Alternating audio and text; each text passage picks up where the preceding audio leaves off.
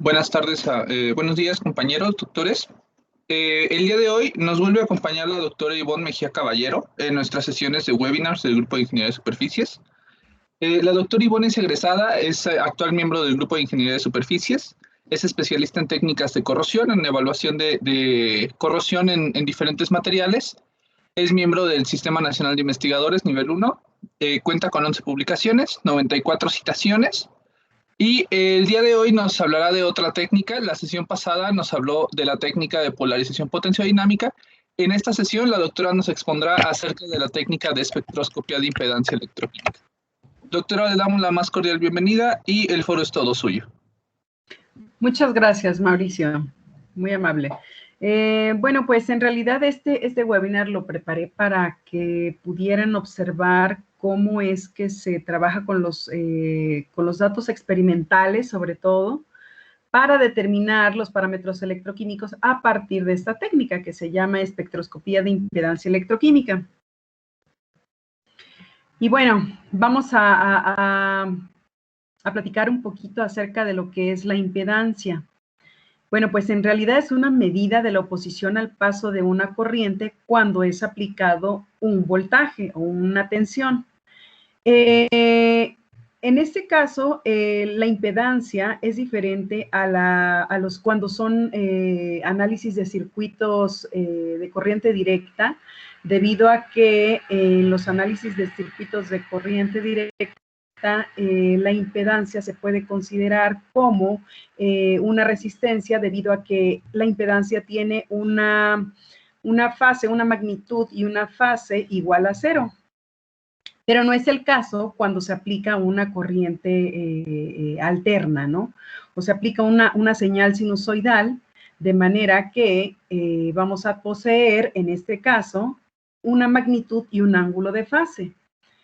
Va a ser diferente, ahorita más adelante voy a explicar qué es diferente en los elementos pasivos de esta impedancia. Y bueno, vamos a tener una impedancia que va a ser igual a una tensión entre una corriente, pero en realidad va a ser igual a una relación de un fasor tensión y un fasor corriente. ¿Pero qué es un fasor? ¿O por qué se representaría mediante fasores el análisis de impedancias, ¿no? Bueno, pues son representaciones gráficas de números complejos que van a contener una parte real y una parte imaginaria, y lo que van a hacer es representar una oscilación. Estos se pueden representar mediante forma polar con una magnitud y un ángulo de fase determinado. Y son utilizados cuando se hace un análisis de corriente alterna. Aquí muestro unos videos, por ejemplo, en los que se observan, por ejemplo, en el video superior, vemos una magnitud pequeña y vemos que genera una onda sinusoidal, o va a ser al revés más bien, ¿no? Vamos a tener una señal sinusoidal de entrada, lo cual va a hacer que tengamos una magnitud, un fasor con una magnitud y un ángulo de fase. Si se pueden dar cuenta, si la magnitud es pequeña, bueno, pues generará una señal que es la de color azul, con una amplitud más grande con respecto a la roja, por ejemplo, ¿no? Tiene una amplitud mucho mayor y se ve que la frecuencia es un poco más grande que la señal azul. Y mientras que la señal morada tiene una amplitud más grande y se alcanza a ver incluso la señal sinusoidal completa, ¿no? A diferencia de las otras dos.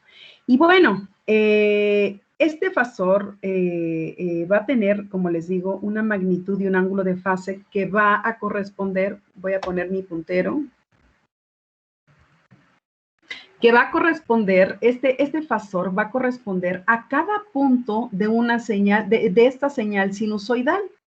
Y bueno, recordemos que esta señal sinusoidal va a tener una frecuencia angular que siempre depende de la frecuencia del sistema, ¿no?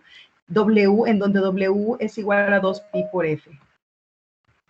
Y bueno, ¿me escuchan? Escuché como que me desconectaba un poco. ¿Me escuchan? Sí, le escuchamos perfecto, ok, doctora. gracias. Doctora, perfecto. Ok, entonces, vamos a recordar un poquito acerca de las señales y qué es importante porque van a ser nuestros parámetros de entrada para generar nuestros datos experimentales. En la entrada del sistema es importante que nosotros le demos la frecuencia del sistema, ¿no? Pero recordando un poquito de las señales, ¿no? ¿Qué es la frecuencia y qué es el periodo? Aquí yo marqué con unas líneas lo que es un periodo. ¿Y qué es un periodo? Bueno, pues es el tiempo que tarda en repetirse la misma señal. Si se dan cuenta, aquí tenemos una señal y si marcáramos otro periodo, quedaría en esta parte y esta sería otra señal, ¿no? Que se está repitiendo igual, ¿no? Que empieza en 0, se repite, termina aquí en 0 de nuevo y comienza. Entonces, este es un periodo. ¿Y qué va a ser la frecuencia? Aquí yo les marco un poquito, les puse una figura en donde pueden observar la frecuencia en un segundo y la otra frecuencia en este mismo segundo. Aquí se puede observar, por ejemplo, una frecuencia 0 en el dominio del tiempo, y aquí se muestra en el dominio de la frecuencia. Y bueno, aquí en un mismo segundo vemos que se repite esta señal un número de veces, ¿no? Con respecto al tiempo. Eso va a ser nuestra frecuencia. Aquí si pudiéramos contarlo, tenemos 8 veces esta señal, ¿no? Que va a corresponder a una frecuencia de 8 Hz. Mientras que en este mismo tiempo, si tenemos una señal 16 veces, por ejemplo, pues vamos a tener una frecuencia más alta, ¿no? De 16 Hz. Entonces, ¿por qué les explico un poquito esto? Porque cuando nosotros ingresamos los parámetros de entrada al sistema para realizar las pruebas de impedancia, tenemos que determinar la frecuencia del sistema. Entonces, es como para que vean que la frecuencia es diferente, ¿no? Una frecuencia baja es una señal sinusoidal de este tipo, y una frecuencia alta, pues es una señal de este tipo que se repite un número de veces mayor en un determinado tiempo. Y bueno, la impedancia va a estar expresada en números complejos. Tendrá una parte real que corresponderá a una resistencia y una parte imaginaria que va a corresponder a una reactancia. Esta reactancia no sabemos de qué tipo va a ser, puede ser una reactancia capacitiva o una reactancia inductiva. ¿Y qué va a ser la reactancia? Pues en realidad es una oposición que va a representar un elemento pasivo, que como les vuelvo a comentar, puede ser un elemento inductivo o un capacitivo, que se opone al paso de una corriente, ¿sí? Aquí muestro a qué corresponde la reactancia capacitiva y la reactancia inductiva. Estas nada más las pongo en realidad para que lo observen, que depende de la frecuencia angular también. En la reactancia inductiva es directamente, depende de la frecuencia, y este es del inverso de la frecuencia, ¿no? Son diferentes. Y, bueno, ¿por qué es tan importante saber cómo, pues, qué respuesta vamos a tener cuando nosotros tengamos una señal sinusoidal de entrada, ¿no? En un circuito. Por ejemplo, aquí yo les muestro 3 ejemplos con respecto a los elementos pasivos que les comentaba anteriormente. Elementos pasivos podemos tener como en el circuito, por ejemplo, una resistencia, podemos tener una bobina o podemos tener un capacitor. En este caso, si tenemos una resistencia, la impedancia del sistema va a ser directamente la resistencia. ¿Por qué? Porque el fasor intensidad y el fasor tensión están en fase. Quiere decir que tienen un desfasamiento igual a 0. Entonces, en una resistencia, la impedancia del sistema va a ser igual a la resistencia. Les comento, porque no hay desfase entre el fasor intensidad y el fasor tensión. Pero no es lo mismo en un inductor. En un inductor sí hay un desfasamiento, hay un pequeño desfasamiento entre la corriente y el fasor tensión, ¿no?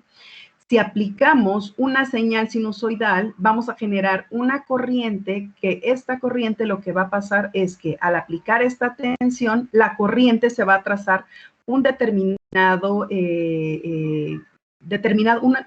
número de grados con respecto a la tensión o al voltaje. en una inductancia. Entonces, la corriente siempre va a estar atrasada con respecto al voltaje en un inductor. Y en un capacitor sucede lo contrario, ¿no? Cuando aplicamos una señal sinusoidal en un circuito que tenga un capacitor, lo que va a pasar con la corriente es que se va a adelantar con respecto al voltaje, un determinado número de grados. A diferencia de este se atrasa y este se adelanta. Hablo de la corriente.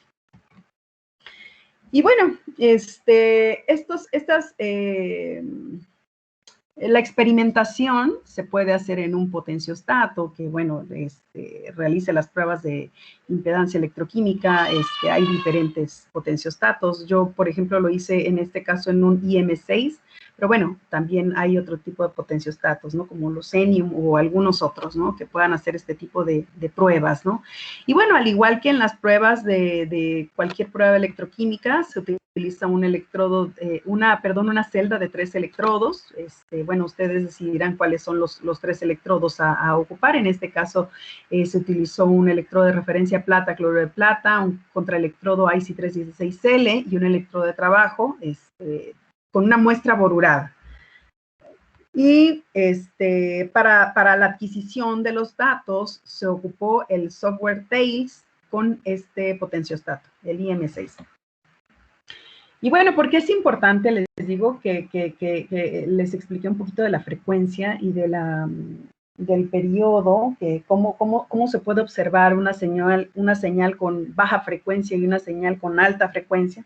Pues bueno, porque les vuelvo a comentar, en los parámetros de entrada, al igual que en las otras pruebas que mencionaba en esta misma semana, el martes, tenemos que esperar un tiempo, por ejemplo, de que se estabilice el potencial. Aquí podemos observar el potencial al cual que está midiendo en este momento, bueno, que midió en ese momento, y esperamos un tiempo considerable de manera que este potencial pues ya no cambie, ¿no? Quiere decir que llegó al potencial de equilibrio, ¿no?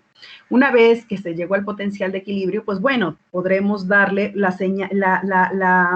los parámetros de entrada, que será la señal sinusoidal, que por lo regular es más o menos 10 milivolts. Para hacer este tipo de pruebas, ¿no? De impedancia electroquímica, de espectroscopía de impedancia electroquímica. Con una frecuencia, aquí también la frecuencia depende. Ahorita les voy a comentar un poquito más adelante por qué variar la frecuencia desde frecuencias muy pequeñas. Por ejemplo, este análisis se hizo desde frecuencias muy pequeñas, desde 2 MHz hasta 8 MHz, ¿no? Aquí va a depender del experimentador, qué es lo que quiera observar. Tal vez él ya sepa en literatura que se presentan los fenómenos que él quiera observar en frecuencias muy bajas o en frecuencias muy altas, ¿no? Entonces, quizá no sea necesario hacer un barrido en todo un rango de frecuencias muy amplio, ¿no? Sino que si saben en dónde buscar la respuesta que ustedes quieren del sistema, pues bueno, ya determinarán qué frecuencia utilizar. En este caso, nosotros utilizamos una frecuencia, un rango amplio de frecuencias que fueron desde frecuencias muy bajas, 2 MHz, hasta 8 MHz, frecuencias muy altas. Y bueno, ¿por qué hacer el análisis de frecuencias muy bajas y muy altas? Les vuelvo a comentar, ya el experimentador sabrá qué frecuencias utilizar, pero les comento de manera general que en bajas frecuencias se pueden encontrar fenómenos de transferencia de masa, de las porosidades de la superficie de un material, los efectos de este material, fenómenos de difusión, de absorción de algunas especies, pueden ser orgánicas o algunas otras especies, y fenómenos de la doble capa electroquímica, mientras que en altas frecuencias se pueden ver lo que sucede con recubrimientos y las capas de óxidos en la superficie de los materiales. Y bueno, como les comentaba, el análisis de con esta técnica es mediante fasores. Entonces, vamos a tener aquí un fasor. El fasor se puede representar ya sea de forma rectangular o de forma polar. Aquí yo lo representé de las dos maneras, de forma rectangular, en donde tenemos las coordenadas X, que va a ser la parte real, más otra coordenada que es Y, ¿no? La coordenada de Y, que es la parte imaginaria, ¿no? En el eje imaginario. Y también puede representarse de forma polar. Esta puede ser la magnitud del vector y el ángulo de fase de este vector. La magnitud se puede encontrar de esta manera, mientras que el ángulo se puede encontrar de esta manera. Pero si ya se sabe qué magnitud y qué ángulo de fase tiene este vector, pues bueno, se podrían encontrar estas dos componentes, ¿no? De X y Y, que va a ser igual a la magnitud de este vector por el coseno del ángulo para la parte real y la magnitud de este vector por el seno del ángulo para la parte imaginaria, en el caso de que se supieran estas dos. Y es el caso del análisis de impedancias. En este caso, les comento, vamos a hacer un pequeñísimo ejercicio más adelante, pero en realidad, así a grandes rasgos, les platico que cuando uno obtiene los datos experimentales, ya después de que le dieron los datos de entrada de un determinado rango de frecuencias y le dieron los parámetros de entrada al sistema, la señal sinusoidal con la que quieren evaluar el sistema, por ejemplo, más o menos 10 milivolts, ustedes van a obtener unos datos experimentales que serán la frecuencia, son los datos que van a obtener, frecuencia, impedancia y el ángulo de fase. Son las tres cosas muy importantes y al tener estas tres cosas, recuerden, ¿no? Vamos a poder obtener la componente en X y la componente en Y, que es la parte real y la parte imaginaria respectivamente, ¿no? Entonces, les vuelvo a comentar, tenemos datos experimentales después de hacer las pruebas de espectroscopía de impedancia electroquímica de frecuencia, impedancia y ángulo de fase. Son las tres más importantes, ¿no? Y con esas vamos a trabajar para qué. Bueno, aquí les menciono, ¿no? De nuevo, tenemos las dos componentes, ¿no? Podemos obtener las dos componentes, que es la magnitud por el coseno del ángulo para la parte real y la magnitud del fasor por el seno del ángulo para la parte imaginaria, ¿no? Y bueno, ¿eso para qué? ¿Para qué sería importante obtener las componentes de este fasor, no? Bueno, pues recuerden que para representar los datos que se obtienen de impedancia, se ocupan dos gráficos, dos maneras de representar estos datos experimentales. Si nosotros trabajamos con estos datos de manera que podamos obtener las dos componentes, tanto en X como en Y, pues vamos a poder graficar estos datos experimentales mediante gráficos de Nyquist, en donde vamos a poder observar lo que es la resistencia de lo que estén evaluando, de un recubrimiento, de un material sin recubrimiento, lo que sea, ¿no? Entonces, aquí con este gráfico podremos observar que aquí al final vamos a tener una resistencia que va a ser igual a la resistencia de la solución más la resistencia del recubrimiento o la resistencia a la polarización de lo que estén evaluando, ¿no? Entonces, esta pequeña parte corresponderá a la resistencia a la solución y todo esto corresponderá a la resistencia a la polarización. La suma de estas dos va a ser la resistencia total que observamos aquí. Y aquí podemos observar rápidamente con este diagrama de Nyquist la resistencia de este sistema. No es la resistencia total, ahorita al final voy a mencionar qué es lo que tienen que hacer para obtener los parámetros electroquímicos en las unidades que se debe de representar, pero así, observándolo aquí desde este gráfico, pues podemos observar que está, no sé, la resistencia como en 120 ohms más o menos, ¿no? Y bueno, voy a platicar un poquito más adelante también a qué se refiere este semicírculo casi ideal. Lo voy a mencionar más adelantito. Ahorita quiero explicar un poquito las gráficas de Bode. Bueno, una vez que tenemos las componentes que representamos este fasor con las componentes real e imaginaria, podemos graficar entonces mediante gráficos de Nyquist, ¿no? Pero también es importante graficarlos en gráficas de Bode. Aquí en las gráficas de Bode les puedo comentar rápidamente, esta manera de representar mediante este gráfico de Bode es muy similar al gráfico de Nyquist. ¿Por qué? Porque, bueno, aquí en esta parte, aunque se representan de otra manera, ¿no? Se representa la frecuencia contra la magnitud de la impedancia, ¿no? El módulo de la impedancia. Y bueno, aquí obtenemos algo muy parecido porque tenemos aquí en esta parte la resistencia a la solución. Esta parte corresponde a la resistencia a la solución y este extremo corresponde a la resistencia a la solución más la resistencia a la polarización. Entonces se podrían preguntar, pero bueno, entonces, ¿por qué graficar mediante gráficos de Nyquist y de Bode si este gráfico es muy parecido al de Nyquist, ¿no? Porque bueno, todos los gráficos nos van a dar alguna información de lo que sucede en nuestro sistema. Quizá en el gráfico de Nyquist pueden observar fenómenos de difusión que no se podrían observar quizá en estos dos gráficos. ¿Pero qué se podrían observar en estos gráficos? Pues bueno, a lo mejor aquí podríamos observar cómo va cambiando este gráfico que pareciera como un poco muy bonito, muy ideal, pero cuando hay otras cosas, otros fenómenos que no se puedan observar desde el gráfico de Nyquist, se pueden observar aquí, ¿no?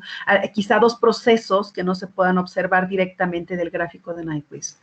Y lo mismo para el gráfico de Bode, ¿no? Si tenemos una constante de fase, pues bueno, esto tendremos que determinar qué circuito eléctrico vamos a utilizar para graficar los datos experimentales, ¿no? Los gráficos, el circuito eléctrico que vamos a determinar para que se ajusten a estos datos experimentales. Quizá si ocupamos un circuito Randles, por ejemplo, que es un circuito de los más sencillos, para este gráfico podría ser que quedara, ¿no? Pero si no graficamos en este tipo de gráficas de Bode, no podemos observar si hay una o dos o más constantes de fase que nos podrían ayudar a observar que hay otros procesos por ahí, ¿no? Quizá algunos en bajas frecuencias, quizá unos en altas frecuencias y nos pudieran ayudar para decir, bueno, pues a lo mejor no necesito un circuito Randles, sino necesito un circuito un poquito más complejo porque estoy observando otros procesos acoplados ahí, ¿no? Que no observo quizá en los gráficos de Nyquist. Entonces, independientemente de que se tengan que obtener las componentes de X y de Y en forma real y en forma imaginaria para graficar las gráficas de Nyquist, también debemos obtener lo que es la magnitud de la impedancia para graficar de esta manera y el ángulo de fase, ¿sí? El ángulo de fase. Y recuerden que la frecuencia es un dato que obtenemos directamente de la experimentación, ¿no? A esto no hay que hacerle nada, ¿no? Pero sí, al ángulo de fase, por ahí hay que hacerle algo y para obtener la magnitud de la impedancia. Entonces, ¿para qué? ¿Para qué hacer todo esto? Pues bueno, tenemos que preparar estos datos experimentales para que podamos graficarlos en gráficas de Nyquist y de Bode, para que podamos seleccionar mediante un software y determinemos cuál es el circuito adecuado para ajustar esos datos experimentales y que nos puedan dar ciertos datos, ¿no? Ciertos datos por ahí y podamos obtener los parámetros electroquímicos. Entonces, una vez eligiendo un circuito, podemos decir que podemos proponer algunos elementos de fase constante. ¿Por qué? ¿Y qué es un elemento de fase constante? Bueno, se proponen elementos de fase constante porque en realidad, al hacer las pruebas, en realidad el experimentador al ver los gráficos de Nyquist, ya teniendo los gráficos, puede decir si corresponde puede corresponder a una reactancia capacitiva o a una reactancia inductiva. Pero en el caso de que no lo sepa, bueno, se puede proponer un elemento de fase constante, como en este caso, que es una Q o un CPE, como pudieran verlo en alguna otra, en algún otro lado. Estos CPEs o Qs los podemos proponer como un elemento de fase constante en el caso de que no se sepa qué tipo de reactancia es, ¿no? Al tener los datos, al ajustar con un cierto circuito, vamos a obtener unos datos que vamos a tener un valor de N, y ese valor de N va a estar relacionado con este elemento de fase constante que nos dirá qué tipo de reactancia es, si es una reactancia inductiva o si es una reactancia inductiva o si es otro tipo de elemento, ¿no? Por ejemplo, aquí les pongo un ejemplo muy sencillo en el que observamos la respuesta de n de este elemento de fase constante que se propuso. Este valor de n muchas veces es relacionado con las imperfecciones del material, con algunas porosidades que tiene la superficie del material o de algún recubrimiento, o con las rugosidades incluso también del material. Y bueno, este valor, si se pueden dar cuenta, aquí los semicírculos que va formando y van cambiando estos valores, pues bueno, el semicírculo va a corresponder a cada uno de ellos, porque, por ejemplo, para un valor de n igual a 1, el semicírculo puede ser que sea como muy ideal, ¿no? Un semicírculo casi perfecto, mientras que si tenemos un valor de n un poquito menor, vamos a tener un semicírculo quizá no tan perfecto, ¿no? Entonces, este valor de n nos puede decir que si se acerca a un semicírculo casi perfecto, como es en este caso, pues bueno, podemos decir que tenemos una reactancia del tipo capacitiva, si n se acerca a 1. Si este valor puede variar quizá entre 0.6 y 1, y podemos decir que esta reactancia es capacitiva. Si el valor de n es igual a 0.5, bueno, pues ahí tendremos que determinar que es un elemento de Warburg. Y puede ser que este elemento de Warburg pueda estar asociado con la difusión, ¿no? Con algún proceso de difusión. Y si tenemos un valor de n igual a 0, en el caso de que hiciéramos el análisis y tuviéramos este valor de n igual a 0, pues bueno, quiere decir que no hay ningún desfasamiento y esto corresponde directamente a una resistencia, ¿no? A el valor de una resistencia. Y si tenemos un valor igual de n igual a menos 1, pues bueno, podríamos considerar que esto sería un inductor. ¿Ok? Bueno, dejo de compartir y voy a compartir un pequeño ejemplo que tengo por aquí. ¿Dejé de compartir? ¿Perdón? No, ok. Todavía no, doctora, todavía no. Sí, ok, gracias. Sí, voy a abrir mi Excel. Sí. Para hacer un pequeñísimo ejemplo de manera muy rápida. No quiero tardar mucho, pero sí que les quede claro cómo podemos hacer este análisis, ¿no? Entonces vuelvo a compartir, ya abrí mi...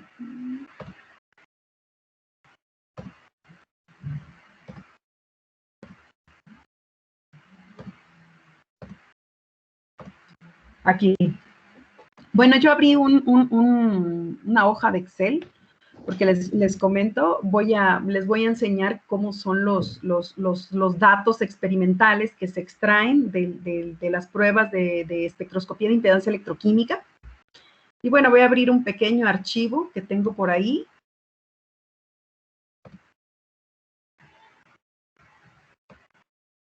Que ya hice alguna prueba de un acero borurado, creo que es en HCl, un acero borurado en HCl. Y bueno, vamos a observar cómo podemos trabajar con estos datos para que podamos graficarlos y verlos en este software que les menciono, ¿no? Aquí no veo los archivos porque búscalos de Excel, ¿no? O algún otro, ¿no? Entonces yo aquí le doy que me muestre todos los archivos porque en este caso las pruebas de polarización, de espectroscopía de impedancia electroquímica que se hicieron, los resultados me los da en un TXT, ¿no? Entonces, si me los da en un TXT, los voy a abrir de todas maneras para trabajar con ellos, ¿no? Los puedo abrir también en Excel. Entonces, aquí nada más le pido que me muestre todos los archivos para que vea este TXT y lo abro, ¿no? Nada más aquí lo que voy a hacer es, de alguna manera, graficarlos para mostrarlos de manera que se muestren en columnas, ¿no? Con espacios y todo eso. Es lo que voy a hacer aquí. porque si no le pongo estas condiciones, pues bueno, me va a hacer un relajo de datos. Yo lo que quiero es que me los ordene en columnas como los obtuve del equipo, ¿no? Y aquí me muestra lo que obtuve del equipo, ¿no? Aquí, bueno, son las condiciones del equipo, que se hizo en un Xenium. Bueno, el Xenium y el IM6 son muy parecidos, ¿no? En este caso lo hice en un Xenium. Y bueno, algunas fechas por ahí, de cuando se hizo, condiciones que se le dan al equipo, ¿no? Entonces, esto en realidad no me sirve. No me sirve. Quitamos todo eso porque vamos a trabajar con, preparar la respuesta de este sistema para graficarlos mediante Nyquist y Bode. Entonces aquí tiene un pequeño errorcito el equipo. Si se dan cuenta, está recorrido un poco. Doctora, a la... no sé si solo soy yo, pero creo que no estamos viendo nada, solo la hoja en blanco de Excel. Sí. Sí, el libro 1 que abrió. ¿Ven los demás? Perdón. No, doctora, se ve nada más un documento en blanco. Así es. Híjole. Ok, vuelvo a compartir. Vuelvo a compartir y vuelvo a poner todo lo que... Ok, perdón, ok, qué bueno que me avisan. Gracias, Eduardo. Lo vuelvo a compartir, no hay problema. Ventana. Aquí está. ¿Ya lo ven? Ahí está. Sí, ya, doctora. Ok, entonces vuelvo a repetir, ¿no? De alguna manera debemos de abrir este TXT para que observemos los datos experimentales, ¿no? Así en columnas, ¿no? Aquí observo completamente los datos. Por ejemplo, si le sale por ahí alguna E o algún dato ahí separado, pues bueno, quiere decir que está mal y deben de hacerlo de la manera correcta para que observen estos datos, o sea, que lo abran aquí en Excel de manera que puedan observar los datos en columnas, ¿no? Una vez que ya tienen esto abierto en columnas, les comentaba que, bueno, aquí el equipo da alguna información de a qué hora se hizo, yo, por ejemplo, le puse algunas condiciones, lo hice a 1 molar de HCl, esta muestra borurada, la fecha, y bueno, quién hizo este experimento, ¿no?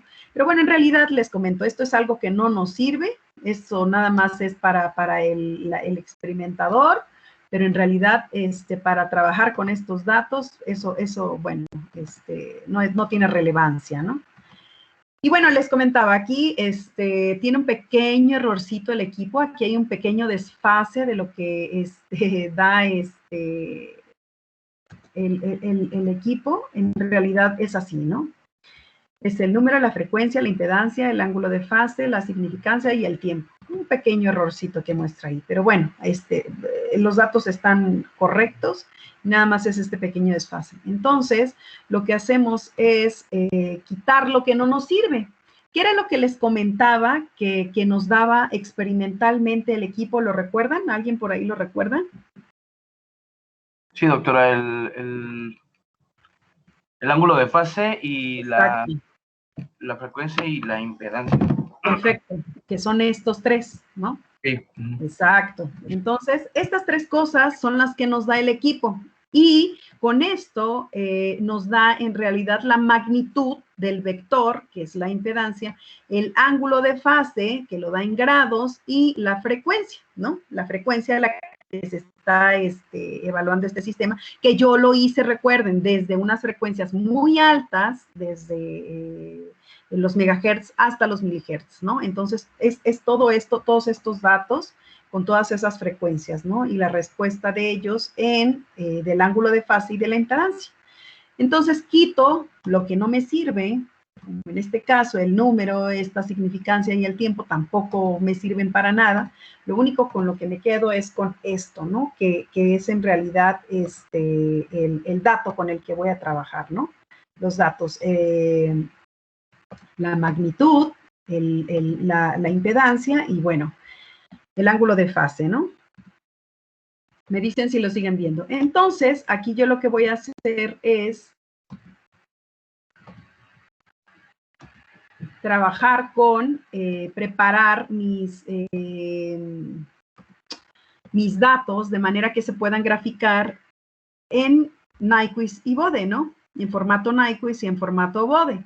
Entonces, ¿qué es lo que voy a hacer? ¿Recuerdan qué es lo que se tenía que hacer para graficar en Nyquist?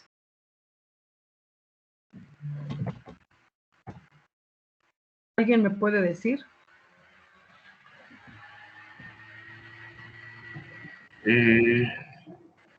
Ajá, la impedancia real contra la impedancia imaginaria. Exacto. Entonces vamos a ponerlo como Z. Exacto, Z imaginaria, ¿no? Aquí vamos a poner un valor de la impedancia, porque si no, no los hace en otro cuadrante, para que sea en el cuadrante positivo, el superior, el primer cuadrante, y no los grafique de manera que podamos observarlo. Aquí nada más vamos a multiplicar por -1 para que nos dé en el cuadrante que queremos, ¿no? Y lo que vamos a hacer es, ¿recuerdan qué era lo que teníamos que hacer para obtener la componente real? Pues bueno, recuerden que era multiplicar el valor, obtener la componente en X y en Y, ¿no? En este caso vamos a obtener la componente real. Entonces vamos a obtener la componente que era multiplicar el valor del fasor o la magnitud de este fasor por el coseno del ángulo, ¿no? El coseno del ángulo, pero el coseno del ángulo en este caso hay que pasar, como nos los da en grados, hay que pasarlo a radianes. Entonces, aquí nada más vamos a multiplicar esto, es lo que hago en realidad, multiplicar este ángulo de fase por, de manera que me queden radianes, ¿no? De que me queden en radianes, es lo que hago aquí.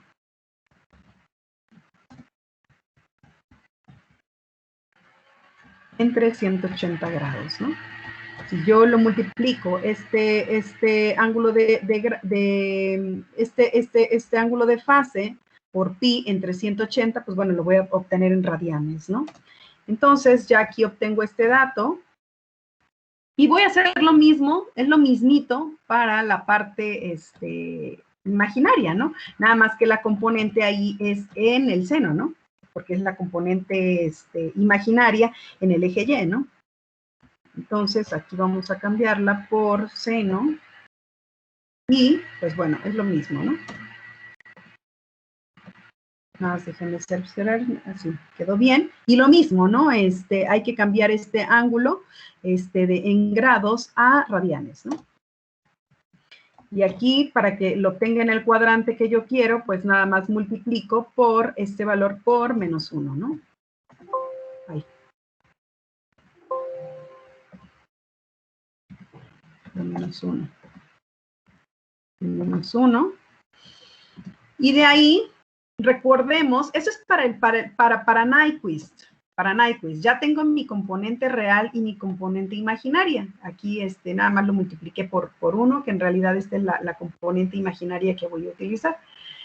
Pero, ¿qué más teníamos que hacer para graficar con Bode? Recuerden que teníamos la frecuencia, que les dije, bueno, ese es un dato que ya tenemos, y teníamos por ahí la magnitud de la impedancia, el módulo de la impedancia, ¿no? El módulo de la impedancia. El módulo de Z, ¿y qué más teníamos? El logaritmo de la frecuencia. Exacto, el logaritmo, ¿no? El logaritmo de la frecuencia. Sí. De la frecuencia, ¿no? Exacto. Entonces, para que podamos graficar de esa manera, va a ser igual esto al módulo, que va a ser, el módulo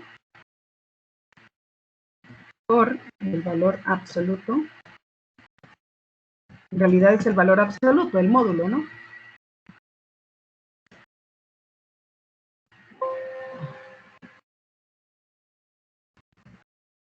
Y el logaritmo de la frecuencia va a ser igual a logaritmo de esta frecuencia, ¿no?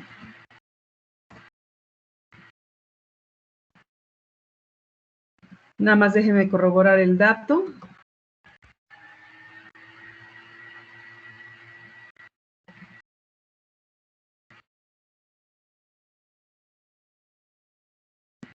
Es en realidad el logaritmo de la frecuencia, el logaritmo de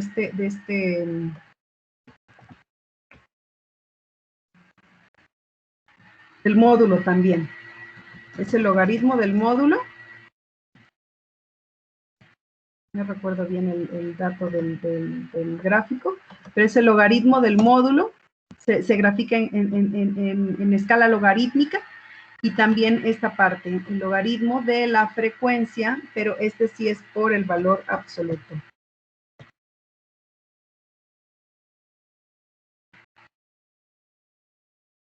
Por ahí seguramente tendremos algunas negativas, miren. Entonces vamos a poner el valor absoluto de esta frecuencia.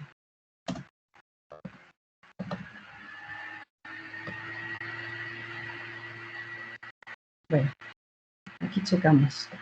Ahorita que lo grafiquemos.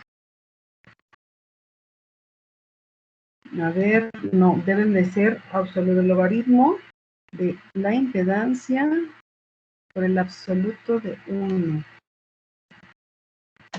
Nada más déjenme checarlo porque no me lo está haciendo.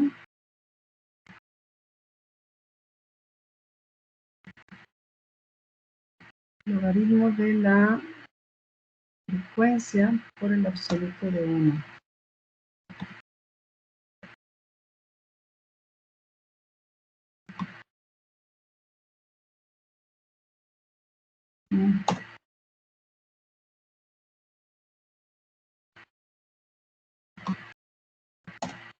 Nada más déjenme checar algo porque aquí lo tengo como positivo.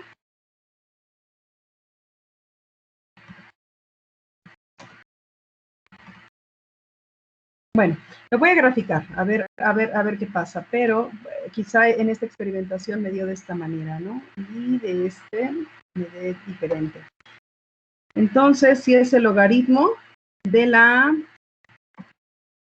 frecuencia y el logaritmo de la impedancia. Nada más que saben que de alguna manera tengo que ponerlos igual, el logaritmo de la frecuencia, lo voy a poner al revés porque el programa de alguna manera me toma los datos y si los pongo al revés a veces no me lo grafica. Entonces, vamos a hacerlo en orden, ¿no? Vamos a ponerlo como logaritmo de la frecuencia, primero, o sea, lo mismo, pero en otra celda, ¿no? De la frecuencia y el módulo de la impedancia, módulo de Z, ¿no? Entonces, aquí vamos a cambiarlo, es el logaritmo de la frecuencia, logaritmo. En realidad no sé si me lo haga, si cambio estas dos columnas, pero me ha pasado que tengo errores, ¿no? Entonces, siempre procuro hacerlo de esta manera ordenado, para que a la hora de abrirlo en el programa, también como me pide un TXT, quizá me pida primero el logaritmo de la frecuencia, que es el dato que tenemos, que da el equipo, y después pueda realizar esto, ¿no? Pueda graficarlo con respecto a algo, ¿no? Entonces, primero el eje X y luego el eje Y. Entonces, voy a hacerlo de esta manera para que no me cause ningún error a la hora de jalarlo otra vez cuando lo quiera ajustar el circuito. Entonces, primero voy a hacer el logaritmo de la frecuencia.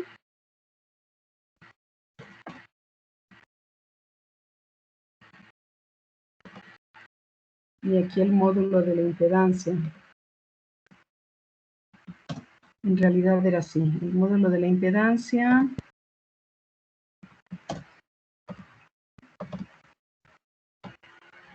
Sí, y ya todos son positivos. Lo tenía al revés. Ok, entonces les vuelvo a comentar.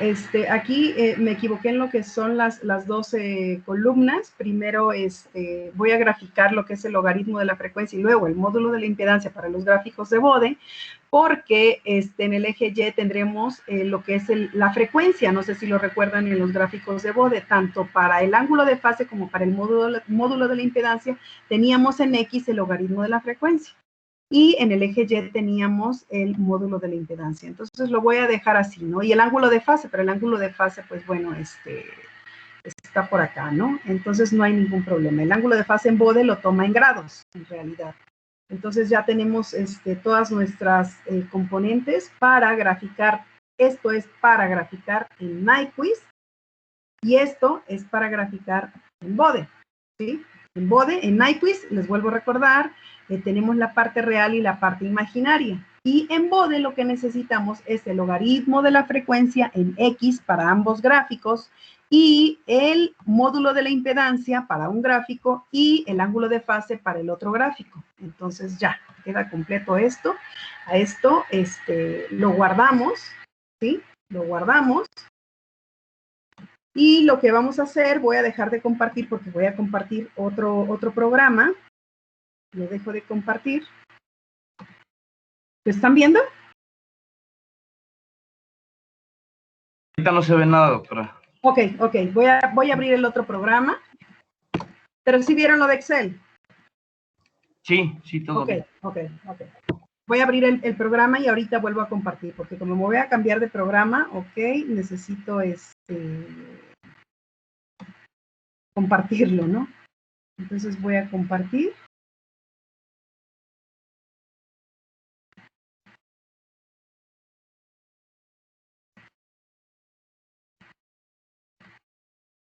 ¿Sí lo ven?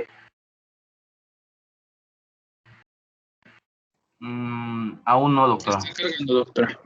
Ok. Sí, de hecho yo tampoco puedo hacerlo. ¿Ya? Todavía no, Sí, doctora. cargando. Lo vuelvo a compartir, ¿no? Porque siento que ya se tardó. A ver, lo vuelvo a compartir.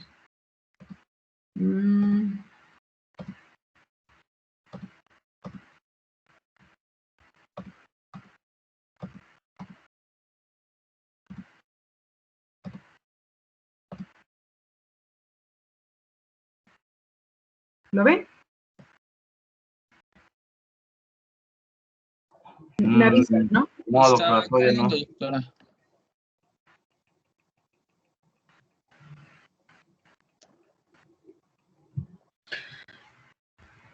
Ok.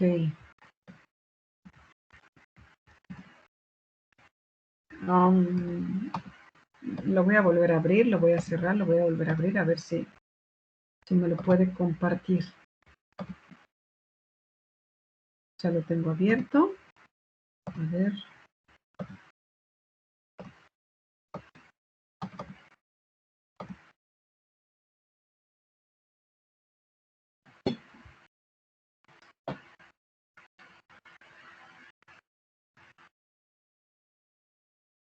¿No? Nada, doctora, todavía no. Uy. Híjole, ¿saben? Yo a la hora de querer compartir veo como la pantalla negra, aunque mi programa sí lo observo, sí lo veo abierto el programa, pero a la hora de compartirlo, como que veo la pantalla negra, no sé si se puedan compartir algunos programas o algo así y ese sea el detalle, ¿no? No lo sé. No sé si tienen alguna experiencia en compartir algún programa o algo, si han tenido algún problemita. Porque no debería, ¿no? No debería, pero no me deja visualizarlo, ¿no? Pero, Al compartir. pero si usted sí lo ve, tal vez, o sea, se quede grabado en su... bueno, pero es que usted no está grabando. Sí, no.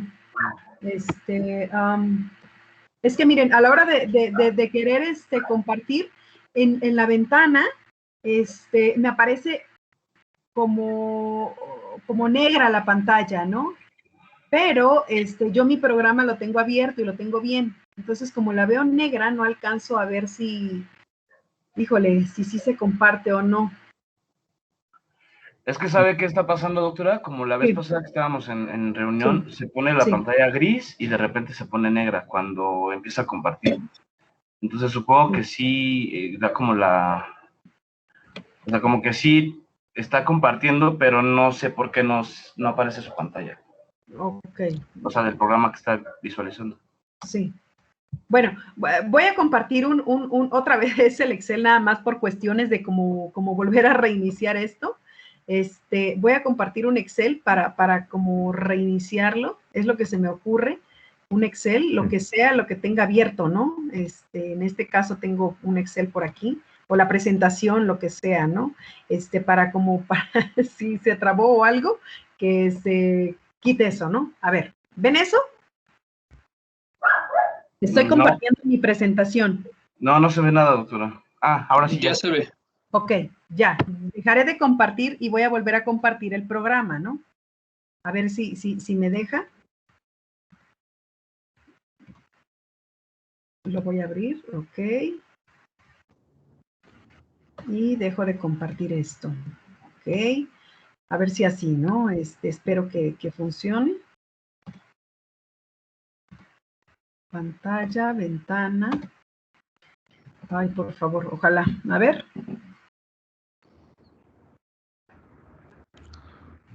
¿Lo ven? No, todavía no. Ouch. Ok. Lo que podemos intentar, doctora, es Sí. en vez de compartir como tal la ventana de programa, compartir Sí. la pantalla completa para ver si le permite maniobrar ya en su pantalla para mostrar el programa. Ok, a ver, lo hago. Ok.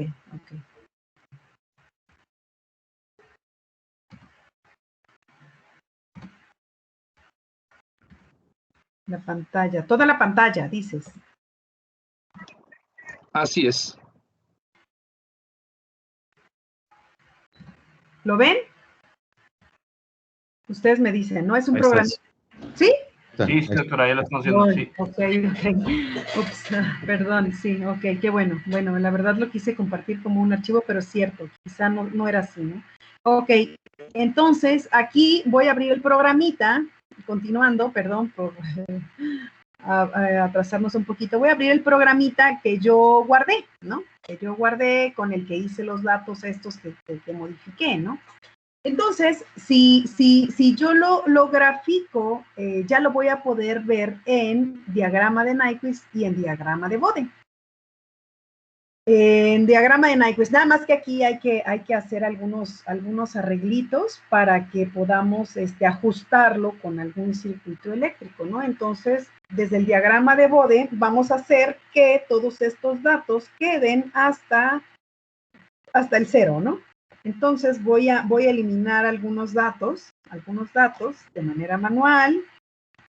Por aquí el programa, la verdad es que hacer esto cada vez es como un poco tedioso, pero el programita tiene una manera de guardar estos datos, ¿no? Una vez de que ya se trabajaron, se pueden guardar estos datos para ajustarlos con cualquier otro circuito, ¿no? Por ejemplo, si se les hizo tarde, si nada más lo quieren ver con un circuito, pues bueno, puedan guardar estos datos ya trabajados y los observen después, ¿no? Puedan ajustarlos con otros circuitos, ¿no? Entonces, aquí vamos a quitar todos estos datos hasta llegar al 0, ¿no?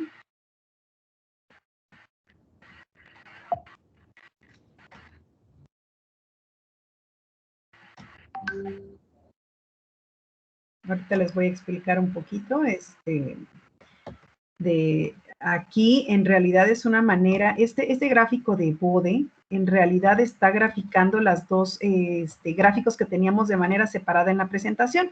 No sé si lo recuerdan. Miren, ya llegamos al 0, ya los datos están bien. Ahorita nos pasamos al de Nyquist para ver que haya quedado bien. Pero aquí están los dos gráficos de los cuales les hablaba, ¿no? La frecuencia, el logaritmo de la frecuencia que hicimos en una celda, y el módulo de la impedancia, que les decía que hicimos en otra celda, y el ángulo de fase en grados, ¿no? El ángulo de fase. Para el caso del gráfico de Bode, el ángulo se necesitará en grados, ¿no? Y corresponde a esta señal. Y la frecuencia con el módulo de la impedancia corresponde a esta señal. Esta es la que les comentaba que es muy parecida, ¿no? Aquí tenemos al de Nyquist, ¿no? Tenemos la resistencia a la solución y aquí tenemos la resistencia a la solución más la del recubrimiento.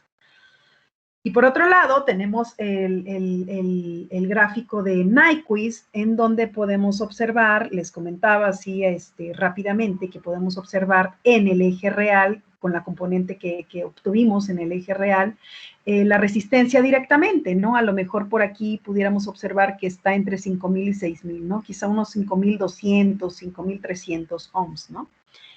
Y bueno, ¿para qué servirían todas estas frecuencias? De alguna manera nos van a servir para hacer el análisis posterior, dependiendo si tenemos una reactancia capacitiva o una reactancia inductiva. Estas frecuencias, por ejemplo, se toman, en el caso, les voy a hablar directamente de lo que obtenemos aquí en aceros borurados, lo que hemos realizado con los aceros borurados, es tomar el máximo de cada frecuencia, tanto del gráfico de Nyquist como del gráfico de Bode, ¿no? Bueno, a mí se me ocurre que ahorita, ¿qué frecuencia, no? Bueno, pues la más alta, ¿no? Aquí no se ve una alta, bueno, pues a lo mejor aquí sería jugar un poquito con el valor para observar cuál es la frecuencia alta y seleccionar esa frecuencia alta. Pero, ¿qué pasaría, por ejemplo, si tuviéramos otro ángulo de fase, ¿no? Aquí en el sistema, ¿no? Con algo acoplado por ahí, ¿no? En otra frecuencia, quizá un ángulo de fase en una frecuencia específico y otro ángulo de fase en otra frecuencia, ¿no? Entonces, a lo mejor ahí sería considerar los dos picos que finalmente nos van a dar alguna información para determinar la reactancia capacitiva. Pero siempre se toman el valor máximo de la frecuencia, tanto del gráfico de Bode como del gráfico de Nyquist. Eso lo voy a repetir al final. Quizá no lo puedan ver ahorita como muy claro, pero bueno, lo voy a repetir al final. Ahorita les voy a mencionar dónde lo vamos a utilizar. Y bueno, ¿para qué graficar en Nyquist y en Bode? Pues bueno, pues simplemente para seleccionar un circuito eléctrico que pueda ajustarse a los datos experimentales. Y bueno, ¿cómo voy a saber que este circuito es bueno, no? Les vuelvo a repetir, a lo mejor el experimentador, aquí yo, por ejemplo, me daría cuenta que es una reactancia capacitiva, ¿no? A lo mejor si tuviera un bucle por acá, algunos datos acá que se formara como un rizo, a lo mejor podría pensar que es una reactancia inductiva, pero no lo es en este caso, ¿no? En este caso es una reactancia capacitiva. Si se dan cuenta, es un semicírculo y el valor de N, si podemos observarlo, no se acerca como al ideal, ¿no? O sea, no es 1, ¿no? En realidad, pero es cercano a 1, ¿no? Vamos a poner un circuito, el que sea, por ejemplo,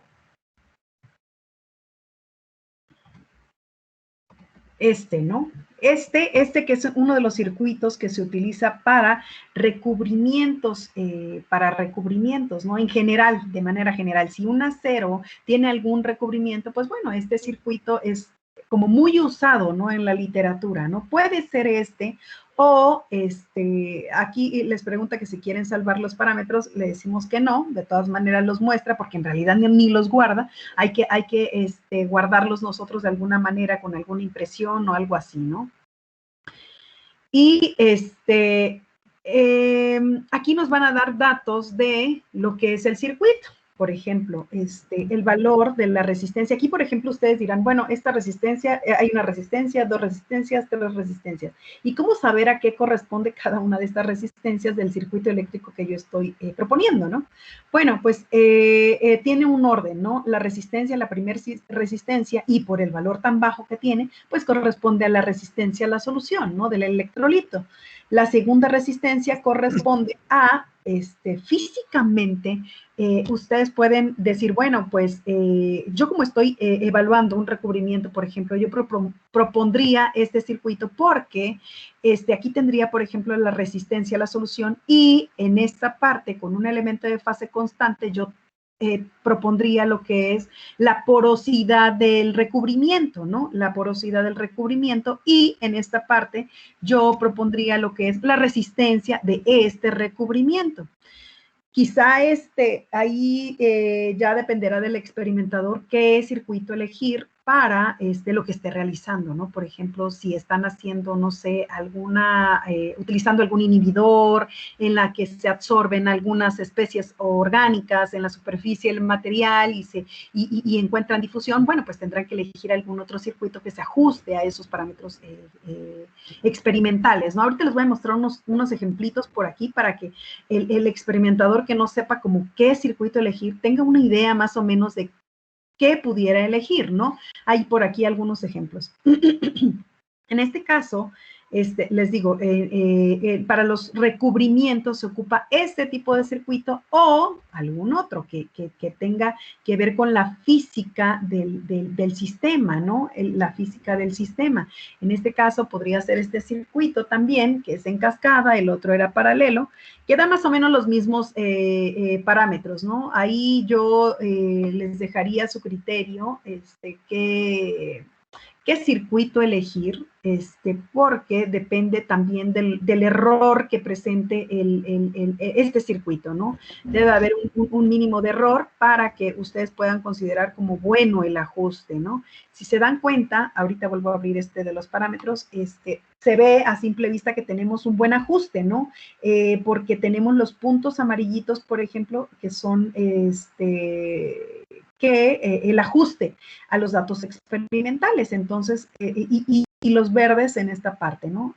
Entonces se puede decir que tenemos un buen ajuste. Y lo mismo para el gráfico de Nyquist, ¿no? Tiene un buen ajuste, un ajuste considerable, ¿no? Entonces, proponemos este circuito y vamos a obtener por aquí algunos parámetros que no son los finales, ¿no? Los parámetros electroquímicos finales. Hay que trabajar con estos datos. Por ejemplo, la resistencia, ¿no? Tenemos el dato de la resistencia a la solución, en este caso, ¿no? La resistencia a la solución, la resistencia de la porosidad, que corresponde a esta resistencia, y la resistencia del recubrimiento, ¿no? Que la final sería esta, ¿no? Como de aproximadamente 5.835 es lo que marca, ¿no? Entonces tendremos esta resistencia. Recuerden que para que sea una resistencia total tendrán que considerar la resistencia de la solución más la de el recubrimiento en este caso, ¿no? Ok. Y estos datos de Yes, que son de Monsanto, están relacionados con el tipo de reactancia que vamos a obtener. ¿Y quién nos va a decir qué tipo de reactancia es? Pues los mismos datos experimentales. Aquí, por ejemplo, tenemos un valor de N, no sé si recuerden en algunas diapositivas que vimos el valor de N que se ajustaban, un valor de N igual a 1, que era como un semicírculo muy perfecto, el valor de 0.9 era un semicírculo un poquito más achatado, y bueno, un valor de N igual a 0.6 era un valor más pequeño que el de 1, ¿no? Entonces, aquí podríamos, y les comenté que podríamos decir que de 0.6 a 1 tendríamos una reactancia capacitiva, ¿no? Entonces, si el valor está entre 0.6 y 1, puede decirse que este valor, este elemento de fase constante, para los dos casos, porque en este caso tengo N igual a 0.86 y en este caso tengo N igual a 0.88, bueno, pues quiere decir que para ambos, o sea, para ambos elementos de fase constante que yo estoy proponiendo en este circuito, corresponderán a una reactancia capacitiva, ¿sí? Entonces, son los datos que vamos a obtener aquí, pero no son los finales, ¿no? De los finales les voy a platicar al final de la presentación cómo se tienen que trabajar, ¿no? Y les voy a mostrar unos pequeños ejemplos, como les decía. Aquí tenemos algunos pequeños ejemplos, los que les comentaba. De algún rizo, ¿no? Por ejemplo, si tuviéramos algún rizo de esta manera, querría decir que tenemos por ahí alguna inductancia, que no es el caso, ¿no? Pero bueno, aquí pueden tener como una idea en el caso de que tuvieran algún proceso ahí, quizá de absorción de algunas especies orgánicas. Esto se ve muy, muy común cuando se utilizan inhibidores para la corrosión.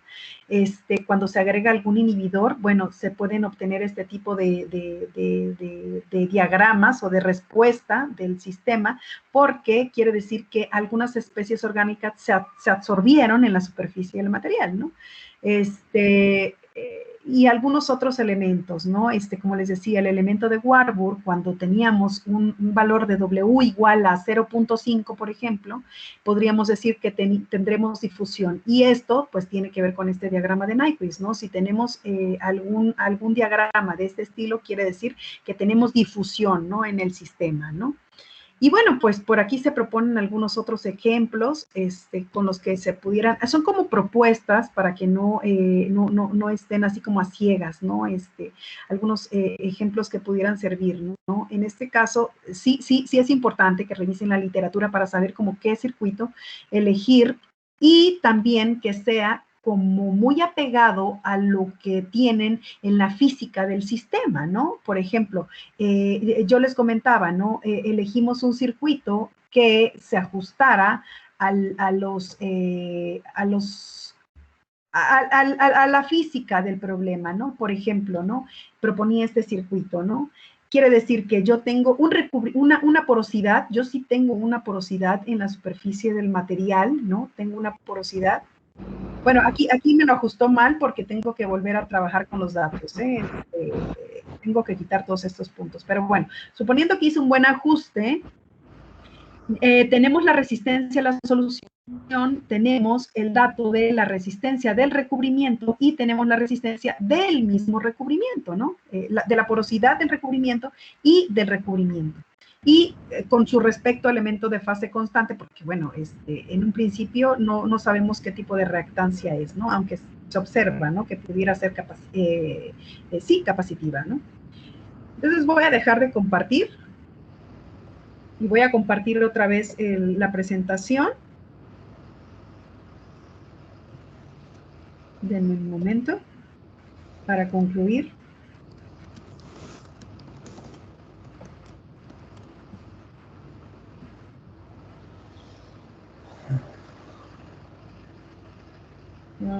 Ya está aquí. Me avisan cuando la vean, ¿no?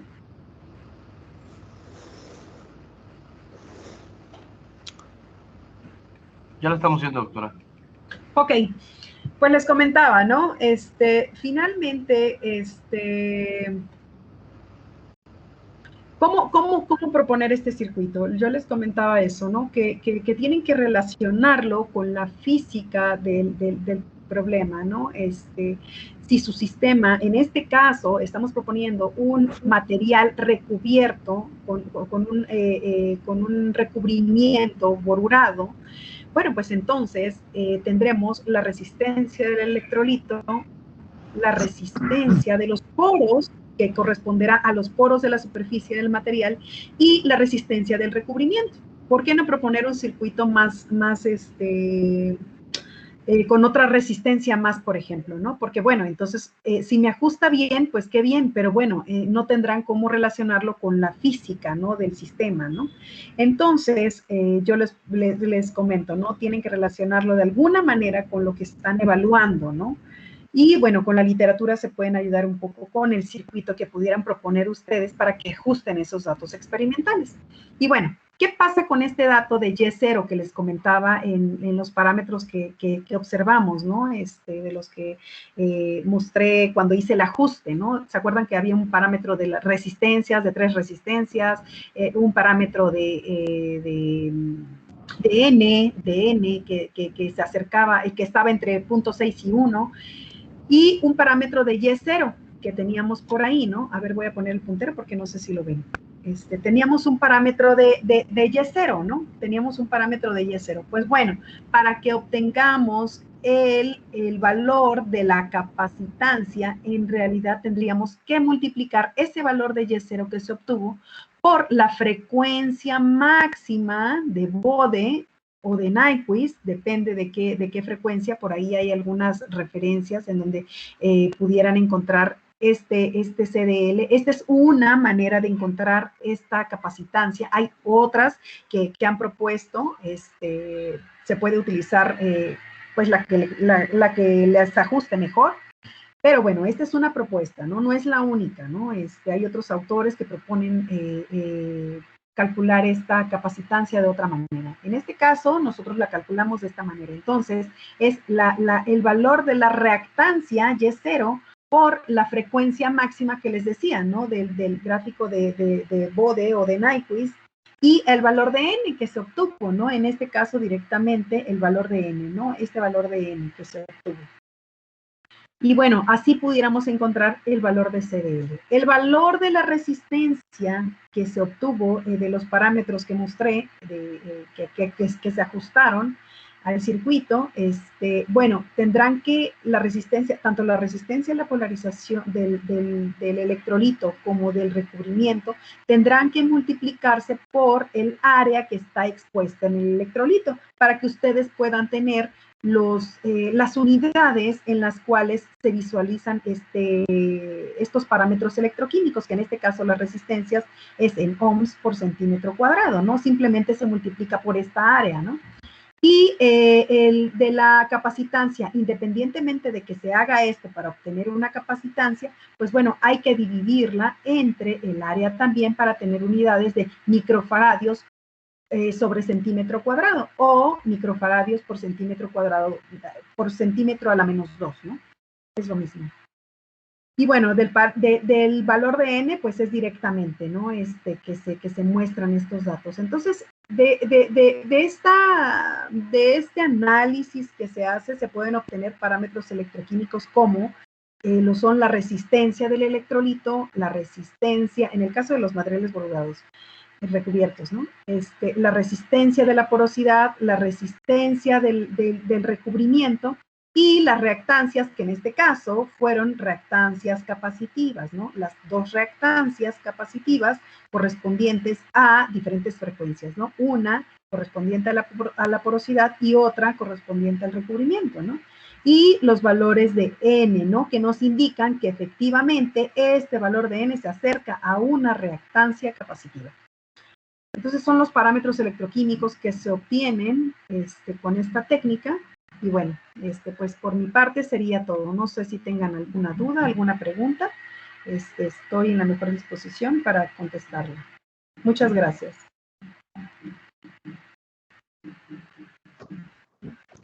Compañeros, ¿alguien tiene alguna duda para la doctora?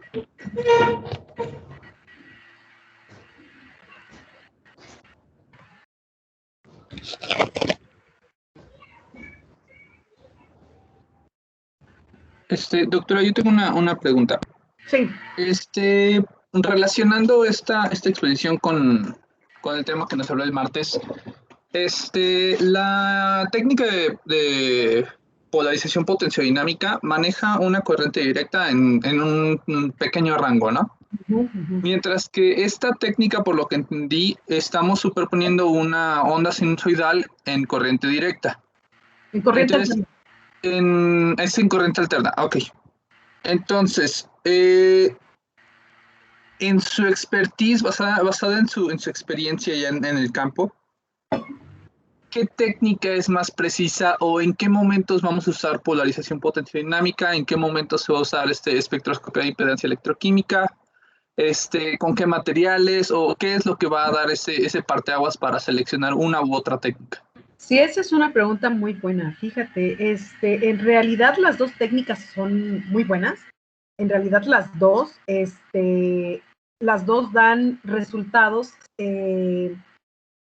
congruentes. Quiere decir que, por ejemplo, si se analiza un material con la técnica de polarización potenciodinámica y ese mismo material bajo la técnica de espectroscopía de impedancia electroquímica, será la misma tendencia. Por ejemplo, si se compara con un material no recubierto, ¿no? Un material recubierto y un material no recubierto con las dos técnicas, ¿no? Tendría que ser la misma tendencia, no el mismo valor de resistencia, por ejemplo, a la polarización, ¿no? Porque, bueno, es de diferente manera que se hace el ensayo, ¿no? Pero tienen la misma tendencia. Por ejemplo, si el material borurado tuvo una mayor resistencia en la técnica de polarización, lo debe de tener en la técnica de espectroscopía de impedancia electroquímica. Yo creo que depende.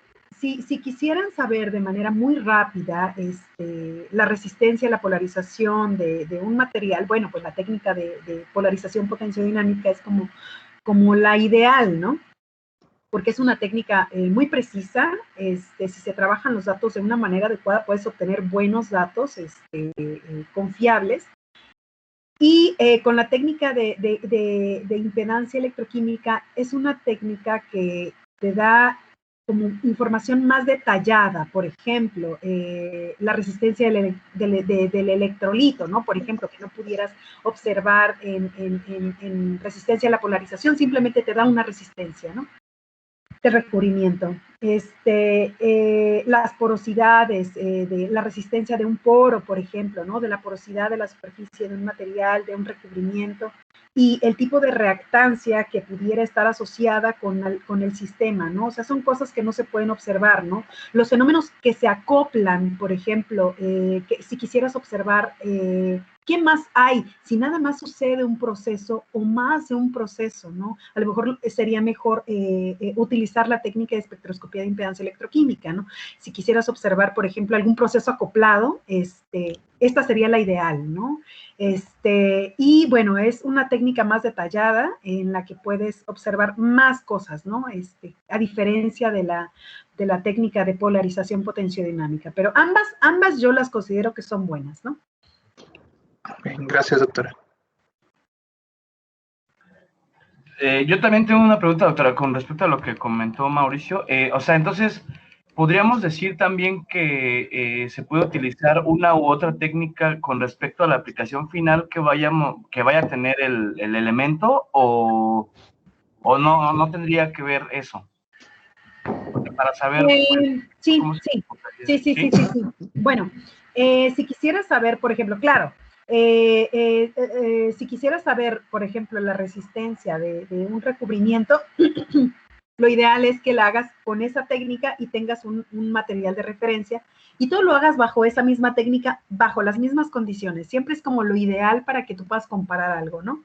No vas a comparar, por ejemplo, el material, la resistencia que obtienes de un material recubierto bajo la técnica de polarización y la resistencia que obtienes bajo la técnica de espectroscopía de impedancia electroquímica, porque bueno, ahí no serían las mismas, la misma técnica, ¿no? Entonces, si lo haces en la misma técnica, te puede dar un buen resultado. Te digo, esta es más fina, esta técnica es más fina, incluso te da valores de resistencia mucho mayores que lo que te da la resistencia a la polarización en la técnica de polarización potenciodinámica. Pero, vuelvo a repetir, la tendencia debe de ser la misma. Entonces, cualquier técnica que utilices, si tú la comparas con un material de referencia, bueno, ahí tendrás tu respuesta, ¿no? Si es lo que tú pretendes evaluar, ¿no? Siempre se evalúa con algún material de referencia. Entonces, ya sea que utilices esta técnica de espectroscopía de impedancia electroquímica o la técnica de polarización, ¿no? Siempre y cuando se haga bajo las mismas condiciones, ¿no? Pero ambas técnicas son buenas. Esta es una técnica más detallada, un poquito más con una metodología más tardada. A lo mejor aquí, si quieres ver otras cosas, pues bueno, debes de definir el rango de frecuencia en el cual quieres evaluar, ¿no? Pero bueno, ambas, te digo, te dan información que puedes saber. Si quieres saber la resistencia a la polarización, por ejemplo, de algún recubrimiento, ambas te lo pueden dar, ¿no? Ok, está bien. Muchas gracias, doctora. ¿Alguien más, compañeros, que tenga alguna pregunta para la doctora?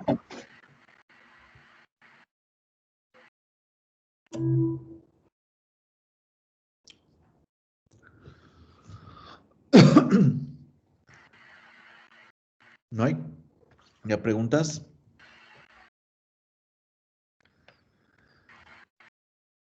Muy bien. Bueno, entonces, si no hay preguntas, le damos, pues le agradecemos a la doctora Ivonne que nos haya acompañado también el día de hoy, que nos haya presentado esta técnica, pues que nos haya compartido el conocimiento, y bueno, pues sabe que aquí están las puertas abiertas en este webinar, siempre que usted lo desee. Le agradecemos mucho por toda su participación, doctora. Y doctor Iván, no sé si quiere dar algún comentario final acerca de la sesión. Bueno, pues muchas felicidades a Ivonne. Ese es un gran esfuerzo lo que se hace realmente, ¿no? Afortunadamente nosotros hemos seguido trabajando atendiendo a nuestros alumnos desde todas las trincheras posibles, a pesar de esta situación que vivimos en el país. Y eso me da la garantía, ¿no? de que, pues, el alumnado es lo importante y que estamos siempre con las puertas abiertas para seguir brindando conocimiento, ¿no? Que es realmente nuestra profesión, ¿no? Y a Ivonne, pues, muchísimas gracias, Ivonne. Yo siempre te voy a agradecer tu apoyo pues seguimos adelante, ¿no? Esperamos tener más webinars en este periodo, porque hay temas bastante interesantes, ¿no? Entonces, pues damos las gracias a todos los que están aquí en la sesión y a los que nos van a ver a través de nuestro canal de YouTube. Muchas gracias a todos y que pasen muy buen día. Muchas gracias por la invitación, doctor. Siempre es un placer participar. Sí, gracias.